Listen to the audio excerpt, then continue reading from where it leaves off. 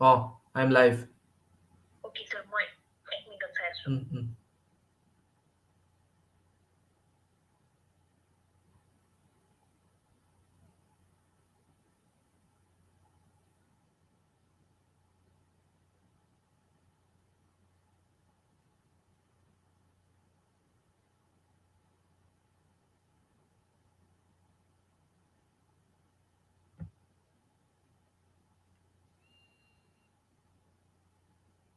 Hello? Also, start করতে পারেন আপনি হেরি হয়েছে Audible, no? Okay, okay, okay. Mm.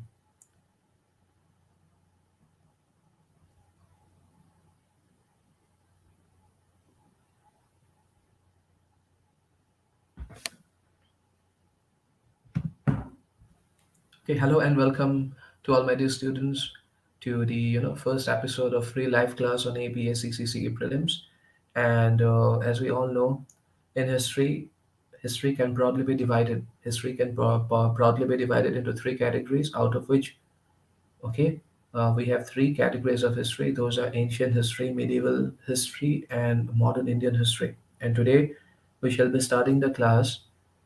Okay, we shall be starting the class by discussing some of the most important questions. We shall start the class by talking about some of the questions which have been asked by UPSC in the past years. Okay, and while we discuss those questions, we will also talk about the things. Okay, we will also talk about the most important topics which have been mentioned in the question. Okay, for example, there was one question being asked about the script. Okay, there was one question being asked about who decoded the Brahmi script. Now, while we discuss this question, we will also have to talk about the Brahmi script and the relation of Brahmi script with Ashok. How is Brahmi's script related to Ashok? So all these things will be dealt with in today's class. So let's start the class by discussing the most important questions which have been asked in the UPSC, in the past years. Now, for example, one of the questions which had been asked by UPSC in the year 2016, the question was, who of the following had first deciphered the edicts of Emperor Ashok? Who of the following had first deciphered the edicts of Emperor Ashok? Now, see, Ashoka the Great. We all might have heard of Ashoka the Great. So, Ashoka the Great, out of all the things he did, okay, out of all the things that Ashoka the Great did, he was most famous for his Dhamma. Ashoka the Great was most famous for his Dhamma. And what was Dhamma? Now, see, Ashoka is incomplete without his Dhamma. It was one of the most important things about Ashoka is his Dhamma. Now, if I have to give you guys a synopsis of Dhamma, in very simple words, Dhamma was an ethical code of conduct. Okay, Dhamma was an ethical code of conduct with the help of which Ashoka tried to bring in stability and peace in his empire. And his Dhamma, it included a set of rules and regulations which he wanted the people to follow, which he wanted the people to follow. In some way, if you in some way, Dhamma can be compared with modern day directive principles of state policy. Okay, which have a constitutional status. Directive principles of state policy, which have been mentioned in the constitution, uh, you know, like for example, the directive principles of state policy are certain guidelines which the constitution wanted the Indian government to follow. Similarly, although I'm not saying they're exactly the same thing. Similarly, Ashoka too wanted his people, the people who were living in his times, who were a part of his empire. Ashoka too wanted his people to follow certain guidelines, and these guidelines are known as edicts. And Ashoka, because in order in order for the people for the people to follow these guidelines, the guidelines had to be communicated to the people. So Ashoka started communicating. How will he communicate with those people? So Ashoka started communicating. Ashoka, in this respect, Ashoka came up with two strategies. He began writing down the guidelines. He began writing down his messages in two ways. Okay, he either began writing down his messages on pillars, he used pillars, and he used rocks. Okay, but pillars, I mean, Ashokan pillars are very, very famous. They're a very important part of art and culture anyway. So Ashoka came up with these two strategies. He started inscribing his messages on both rocks as well as pillars. Now these messages, in a very simple manner, these messages are put together are known as Ashokan edicts. And the meaning of the English word edict is royal proclamation, royal announcements. Okay, so basically, these were the guidelines which Ashoka wanted the people to follow. And what was his ultimate objective? His ultimate objective was to usher in peace and stability. So, one of the languages, Ashoka used a couple of scripts in order to communicate with the people because his empire was very diverse. So when he was communicating with a different set of people, he used a different script and a different language. For example, while communicating with the people who were living in the northwestern part of the Indian subcontinent, Ashoka used a different language and a different script. But while communicating to the people who were living in mainland India, the script which was used by Ashoka was Brahmi. Okay, and the language which was used by Ashoka was Prakrit. Okay, and most of his edicts, okay, till now we have found a lot of his edicts, and most of the edicts of Ashoka have been found from mainland India. And all the edicts, now most of these edicts which have been found from mainland India have been written in the Brahmi script. Now, the question which was being asked in 2016 UPSC Prelims. Okay, the question was which of the following had first deciphered the edicts of Emperor Ashoka? See, until the year 1837, until 1837, the Brahmi script was not decoded. What is the meaning of decode? No one was able to understand the Brahmi script. The same way till today we have not been able to decipher. The same way till today we have not been able to decipher the language which was used by the people of Indus Valley civilization. Similarly, until 1837, the Brahmi script was also not deciphered. Okay, who deciphered the Brahmi script? Okay, or who decoded the Brahmi script? The person who decoded the Brahmi script was an European by the name of James Prinsep. Okay, James Prinsep was the European who decoded, who decoded the Brahmi script. And once the Brahmi script was decoded, the people of India came to know about the achievements of Ashoka. Even before the Brahmi script was deciphered, people of India knew about Ashoka. But people of India came to know about Ashoka in an extensive manner only after the decipherment, only after Brahmi script was deciphered. So in this manner, this development was highly significant.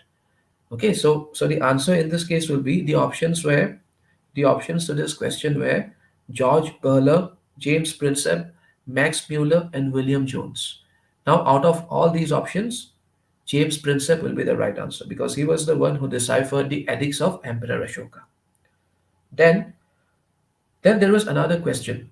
It was asked by UPSC in the year 1997. It was which one of the following scripts of ancient India, which one of the following scripts of ancient India was written from, which one of the following scripts of ancient India was written from right to left? Which one of the following scripts of ancient India was written from right to left? Was written from right to left. Okay. And the options were Brahmi, Nandanagari, Sharda, and Kharoshti. Brahmi, Nandanagari, Sharda, and Kharoshti. These were the options given. And the question was which one of the following scripts of ancient India was written from right to left? Was written from right to left. Normally the scripts which we use today, normally the most popular scripts, let's say English, Assamese, or Hindi, they are being written from left to right. Okay, they are being written from left to right. But the script we are talking about was written from right to left. And the answer in this case would be Kharoshthi. The answer in this case would be Kharoshthi. Okay, Kharoshthi. What is Kharoshti? Kharoshti is a script. Okay, Kharoshti. What is the significance of Kharoshti in Indian history? Kharoshti was a script which was used by again Kharoshti has a strong connection with Emperor Ashok. Okay, again Kharoshti has a strong connection with Emperor Ashok. What kind of a connection does it have with Emperor Ashok?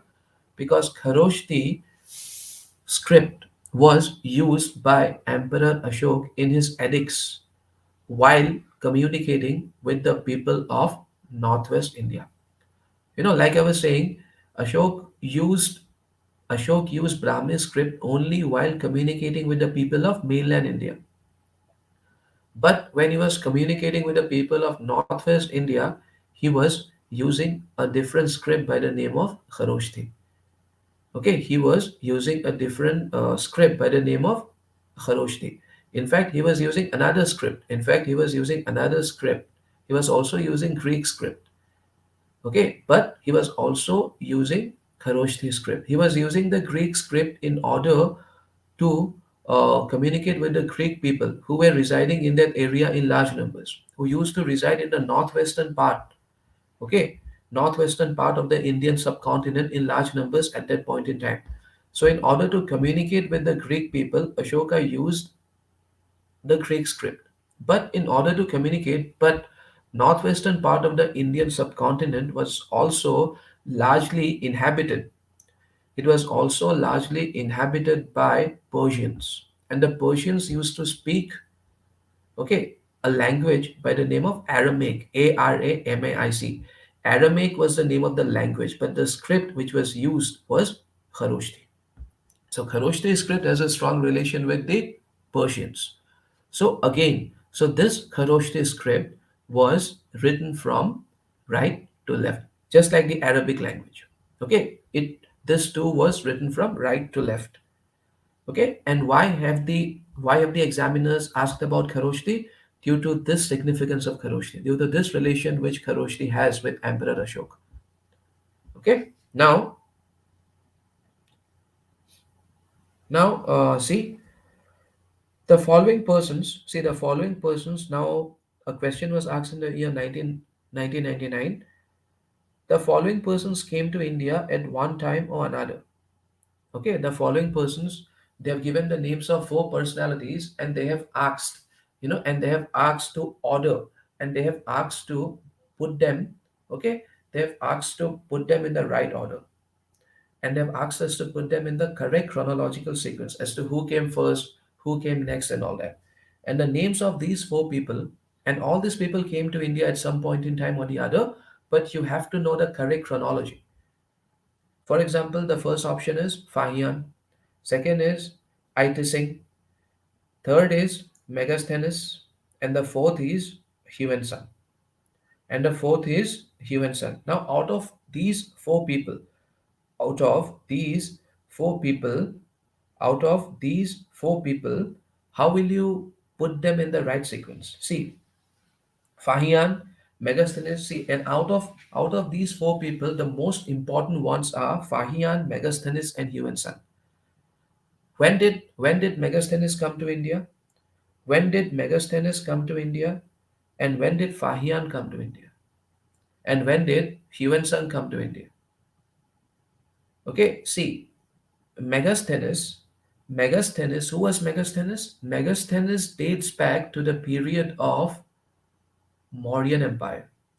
Megasthenes dates back to the period of Mauryan Empire. Megasthenes has a direct relationship with Chandragupta Maurya. Okay, what happened was Chandragupta Maurya, he conquered the northwestern part of India by entering. Northwestern part of India became a part of Mauryan Empire when Chandragupta Maurya entered into a treaty with Seleucus Nicator. Who was Seleucus Nicator? Seleucus Nicator was ruling over a substantial part of northwest India. And how did he become the ruler of that part? Initially, Seleucus Nicator was one of the governors of Alexander the Great. Okay, after Alexander's death, Seleucus Nicator, like many of his governors, declared himself independent and he became the ruler, started ruling over a large part of the northwestern part of the Indian subcontinent. Okay, Chandragupta Maurya, when he came to power with the help of Chanakya, he decided to bring that area under his control. That brought him face to face.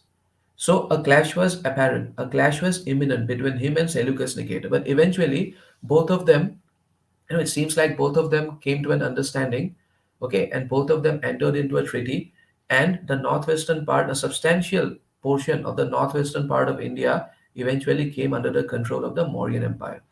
Now, after this agreement was signed, or after both the parties entered into this treaty, one of the terms of this treaty was also that both the rulers, okay, on the one hand Seleucus Nicator and on the other hand Chandragupta Maurya, both the rulers would appoint foreign ambassadors, or both the rulers would appoint ambassadors in each other's court. Okay, it was one of the clauses of the treaty that both the rulers would appoint ambassadors in each other's court. As part, in to honor this clause of the treaty, Megasthenes was sent to India, okay, to the court of Chandragupta Maurya as a Greek ambassador. Megasthenes was sent to the court of Chandragupta Maurya as a Greek ambassador. So Megasthenes, out of these four people, Megasthenes was the first to come to India. Okay, after Megasthenes, we have to then who came next? Okay, after Megasthenes, Fahian was the person who came next. Okay, when did Fahian come to India? Fahian came to India during the time of Chandragupta Vikram Aditya II. So Fahian can be dated back to the period of the Gupta dynasty. And out of all the Gupta rulers, Chandragupta Vikram Aditya the second. Okay, Vikram Aditya was the title which was adopted by Chandragupta the second after he defeated the Sakas. The mighty Sakas were crushed by Chandragupta Vikram Aditya after he became the virtual ruler of Vakatakas.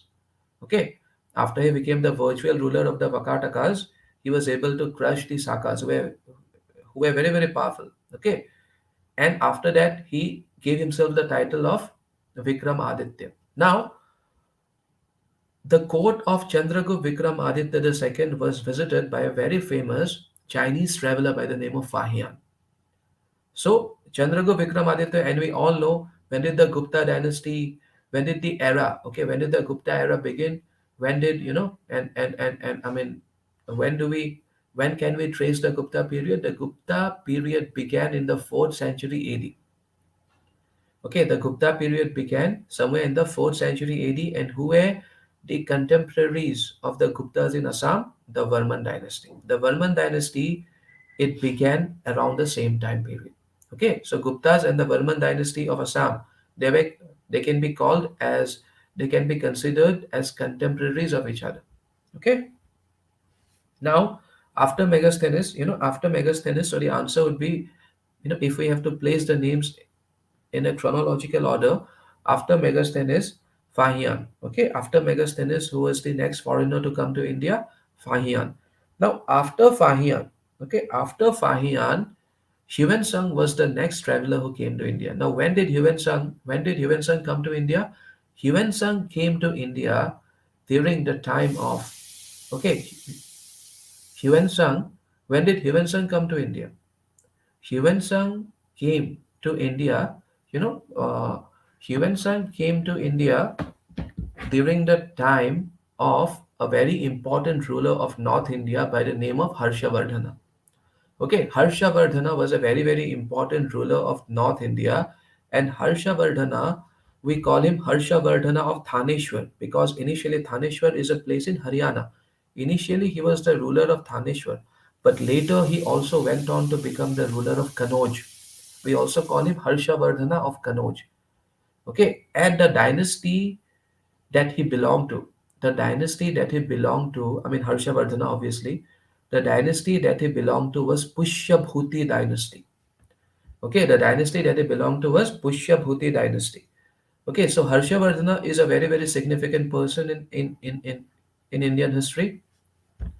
Harshavardhana is also famous for, Harshavardhana is also famous for, he also wrote three plays. Okay, Harshavardhana also wrote three plays, and it was Harshavardhana's court.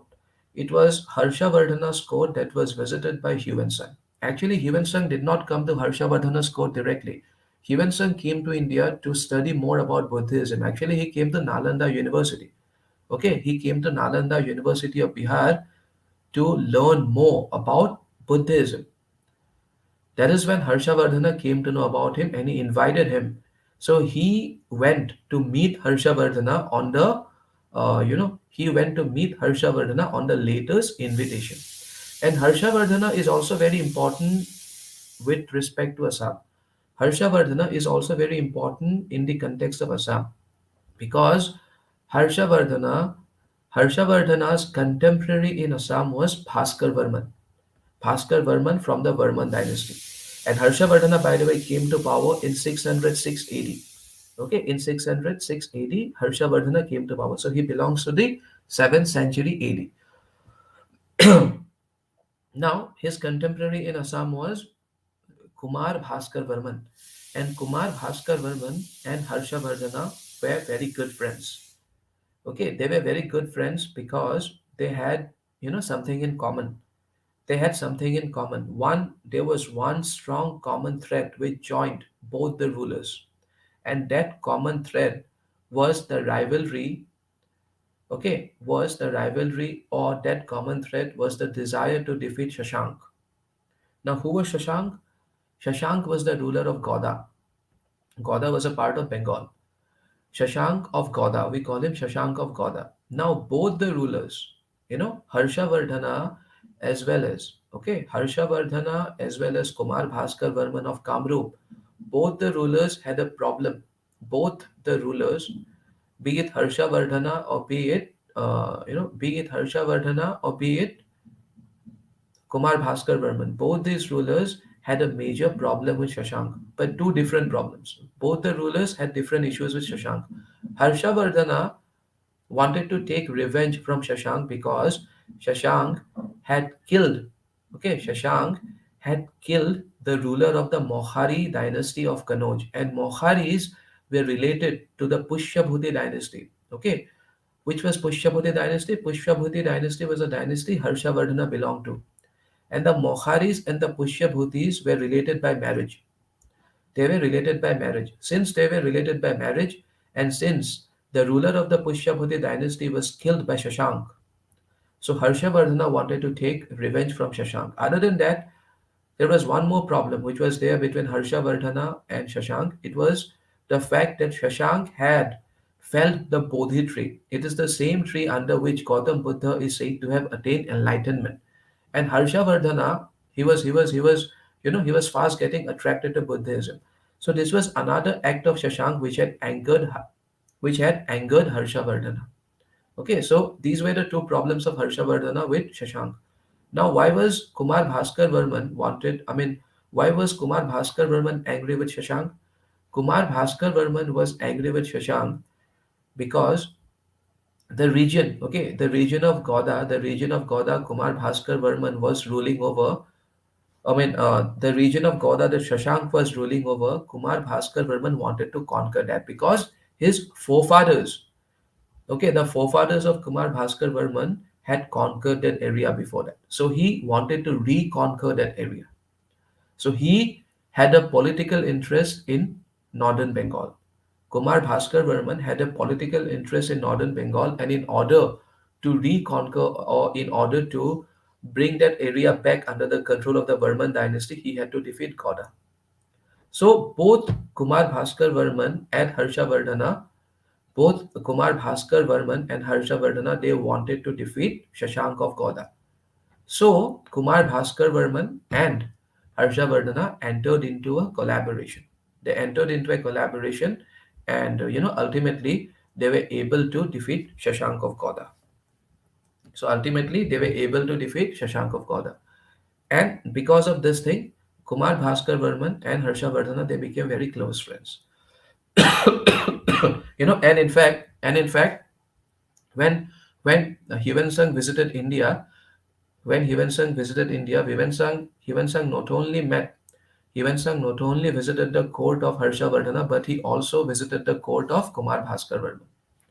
Okay, so Harshavardhana, Yuan Sang in his book, okay, the book which has been written by Yuan Sang is named Siyuki. Siyuki is the book which has been written down by Yuan Sang, and in this book, he has spoken about Assam also. He has spoken good things about Assam. So Yuan Sang is not just important in Indian history, but also in the context of history of Assam. Yuan Sang is important because it's a very important source. Okay, he provides us with a book by the name of Seyuki in which he has spoken about Assam. So automatically, whatever he has said becomes important for us. And it is, it is widely, Yuan Sang's work is considered to be authentic by the historians. Yuan Sang's work is considered to be authentic by the historians. Okay, see, there were in Indian history two of the most famous Chinese travelers to have visited India were Yuan Sang and Fahian. The name Fahian, we have already come across the name Fahian. Now, out of the accounts, out of the books written down by these two Chinese travelers about India, where they have talked about India, which book is considered to be more accurate by the historians in terms of historical accuracy? Okay, the book which is considered to be more accurate in terms of historical accuracy by the Indian historians is Siyuki, the one which has been written by Yuan Sang. Why is that so? Because Yuan Sang wrote this book. Because see, Yuan Sang was a Chinese traveler, and where did he write this book? He wrote this book while in China. So he was under no kind of pressure to write a book where he talks about India. So he was under no kind of pressure. I mean, had he wanted, he could have written badly about Assam or badly about other parts of India, badly about Harshavardhana, but he did not choose to do that. So his whatever he has written in that book, it is considered to be, I mean, by and large, I'm not saying each and every word he has written is accurate, but by and large, it is considered to be authentic. Okay, historically, it is considered to be authentic. So coming back to the question, the right order would be first Megasthenes, then Fahian, then Huensang, and then Ising. Okay, and then it would be Ising. Okay, now see, there was another question. There was another question being asked in the year 2004. The question was consider the following statements. Consider the following statements. The first statement was the Chinese pilgrim Fahian attended the fourth great Buddhist council held by Kanishka. The Chinese pilgrim Fahian attended the fourth great Buddhist council held by Kanishka. And the second statement is the Chinese pilgrim Yuan Sang met Harsha and found him to be antagonistic to Buddhism. The Chinese pilgrim Huensung met Harsha and found him to be antagonistic to Buddhism. Now, the question is which of the statements given above are correct? Now, let's go through the statements one by one. Okay? Let's go through the statements one by one. The first statement is the Chinese pilgrim Fahian attended the fourth great Buddhist council held by Kanishka. Now, when we study Buddhism, in Buddhism, we know about four great Buddhist councils which took place at different points in time. The last of the four, the last of these four Buddhist councils is very, very important because it was at this Buddhist council that Buddhism got formally divided into Hinayan and Mahayana. And this Buddhist council, who was the patron, who supported this fourth Buddhist council, this the fourth Buddhist council was supported by Kanishka the Great. Okay, the fourth Buddhist council, the patron of the fourth Buddhist council was Kanishka the Great. So the question is, the Chinese pilgrim Fahian attended the fourth great Buddhist council held by Kanishka. And when did this Buddhist council take place? This Buddhist council is said to have taken place somewhere in the first century AD. Okay, it held at a place by the name of Kundalwang, which is considered to be in modern day Jammu and Kashmir. Now, the thing is that this statement is incorrect. Why? Because we have just, a short while ago, we had discussed that Fahian visited the court of Chandragupta Vikram Aditya II. Chandragupta Vikram Aditya II belongs to the Gupta period. The Gupta dynasty starts ruling okay, starts ruling in the 4th century AD. And now this great Buddhist council is happening, or it happened somewhere in the 1st century AD. So Fahian could not have visited. Fahian could not have visited, or he could not have been a part of the 4th Buddhist council, which was patronized by Kanishka. So the first statement is wrong. The second statement, the Chinese pilgrim Huan Sung, he met Harshavardhana. That is correct. The Chinese pilgrim Huan Sung met Harshavardhana. But the second part is what? And found him to be antagonistic to Buddhism. What is the meaning of antagonistic? Okay, what is the meaning of antagonistic? Antagonistic means, you know, taking a negative attitude or taking a negative position against something. So, antagonistic to Buddhism means here that Harshavardhana was against Buddhism, which is not at all true. Because it is said that Harshavardhana was one of the greatest supporters of Buddhism. Okay, and he was fast. He was fast. He was getting inclined. Okay, he was getting more and more inclined towards Buddhism. He was getting more and more inclined towards Buddhism. Okay, so both the statements are incorrect. So the answer would be what? And the options were one only, two only, both one and two, and neither one nor two. So the correct answer would be neither one nor two. Okay, neither one nor two. Now see, there was another question which was asked in the year 2013. Okay, 2013, and the question was, again, it is related to the Chinese traveler Yuan San. Okay, and the question was, the Chinese traveler Yuan San, the Chinese traveler Yuan Chuang or Yuan San, who visited India, recorded the general conditions and culture of India at that time. In this context, which of the following statements are correct? 2013, it was being asked. Number one, the question is that when the Chinese traveler Yuan Sun came to India and everything he has recorded about India's traditions, about India's culture, and certain statements have been given. Okay, certain statements have been given. Now the examiner has asked us to find out which of the following statements are correct, whether they have really been said by Yuan Sun or not. Okay, so the first statement is the roads and river routes were completely immune from robbery. The roads and river routes were completely immune from robbery. Okay, this is the first statement. The second is, as regards punishment for offenses, ordeals by fire, water, and poison were the instruments for determining the innocence or guilt of a person. And third statement is, the tradesmen had to pay duties at ferries and barrier stations. Okay, now see, statement number one cannot be correct. Here, the correct answer is 2 and 3. Okay, 2 and 3 are the correct, is the correct answer. Statement number one cannot be correct because Huan Sang himself, okay, there is a very funny incident which took place. Not exactly funny. Huan Sang himself was being robbed. Huan Sang himself was being robbed once. Okay, while he was the state guest, while he visited the court of Harshavardhana, he himself was being robbed once.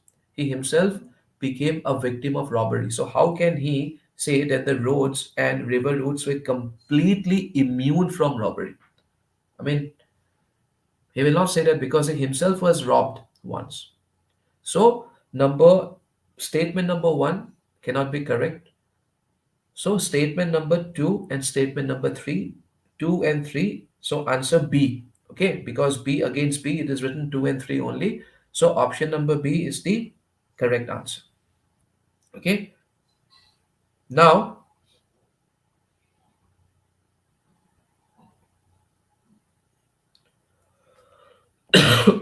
now, in the year 2001, a question was asked related to Indus Valley civilization. Now, what was that question? Which one of the following animals Which one of the following animals was not represented? Okay, which one of the following animals was not represented on the seals and terracotta art of Harappan culture? Which one of the following animals? See, Harappan culture is known for its seals. and terracotta art. Okay, terracotta, what is the meaning of terracotta? In simple words, terracotta means clay. And seals. What was the purpose of using seals? Seals, according to historians, were mostly used for trading purpose. Now the question is, and these seals and terracotta figurines or terracotta, terracotta art, they used to contain certain images of animals. Now the question is, which of the following animals was not represented on the seals and terracotta art of the Harappan culture? The options are cow, elephant, rhinoceros, and tiger. These are the options: cow, elephant, rhinoceros, and tiger. And the correct option will be cow. Cow was not represented on any of the seals. Of course, if not cow, but humped bull. Humped bull was a very sacred animal for the people of Harappa or the people of IVC. Okay, I'm not saying humped bull was not a very important animal, but cow did not have a very significant position among the people of Harappa. Cow became a very very important animal only in the cow became an important animal only in the Rig Vedic period. Okay, from the time of Rig Vedic period, we get to hear a lot of words. Okay, we get to hear a lot of words like Godhuli, Goswami, okay, Dhuritri. All these words have a strong relation. All these words have a strong relation with the word cow. All these words have a strong relation with cow, and it was during the Rig Vedic period that cow became the most important asset. Okay, cattle specifically, cattle in general, and cow in particular became the most important asset for the Rig Vedic people. But as far as Harappa or as far as IVC is concerned, cow was yet to become that important. So cow will the question was not represented, so the answer would be cow. Cow was not represented on the Harappa seals. Elephant was represented because if we talk about elephant, elephant has been represented on the famous Pashupati seal of IVC. Okay, Pashupati seal is very very famous because of a strong connection it has with modern day Lord Shiva. Okay, Pashupati seal, it is said that historians, first and foremost, a British historian, a European historian, for the first time, he pointed out this similarity. Okay, he pointed out this similarity which the Pashupati seal had with modern day Lord Shiva. He pointed out many similarities like the three mukh, okay, like the three mukh, the phallic aspect of it. Now, these are the similarities which the figure, this Pashupati seal, it has a certain figure. Okay, you can check out the image on Google. The Pashupati seal has got a certain figure, and that figure is said to have been Lord Shiva. And in order to prove that he was Lord Shiva, in support of his claims, he has also given certain similarities which that figure, who has been given a prominent place on the Pashupati seal, has with modern day Lord Shiva. Okay, for example, three mukh. Okay, three mukh, three faces. That figure has got three faces. Then phallic symbol. Okay, phallic symbol, because in Lord Shiva, phallic symbol means, in that particular Pashupati seal, that particular figure has been shown with an erect penis. And if we talk about modern day Lord Shiva, Lord Shiva's erect penis is also being worshipped in a very big way. Okay, it is one form of worshipping uh, Lord Shiva, that is Shiva Linga. So all these comparisons were, all these similarities were being highlighted in order to make a comparison between the deity who has been inscribed on the Pashupati seal and modern day Lord Shiva. So or in that Pashupati seal, one could also find the image of an elephant, because four animals surround the central deity. Okay, four animals have been shown surrounding the central deity, and one of those four animals is an elephant. Okay, the other three animals, one was rhinoceros, one was buffalo. Okay, one was rhinoceros, the other was buffalo, and the fourth animal was tiger. Okay, besides two deers. Okay, two deers which have been placed at the feet of the deity. So elephant cannot be the right answer, because elephant, one can clearly see elephant. Okay, one can clearly see One can clearly see elephant where? One can clearly see elephant in the Pashupati seal. Okay. One can also see elephant. One can also see rhinoceros in the Pashupati seal. So rhinoceros can, it can also not be the answer, and one can also see tiger. Okay, one can also see tiger in the Pashupati seal. So tiger also cannot be the right answer. So the answer would be, the answer would be cow. Okay, the answer would be cow. Now, talking about another question, you know, again a question related to Indus Valley civilization. Regarding the Indus Valley civilization, consider the following statements. Regarding the Indus Valley civilization, consider the following statements. Number one, it was predominantly a secular civilization, and the religious element though present, did not dominate the scene.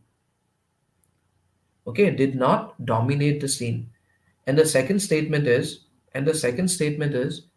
during this period, cotton was used for manufacturing textiles in India. During this period, cotton was used for manufacturing textiles in India. Okay.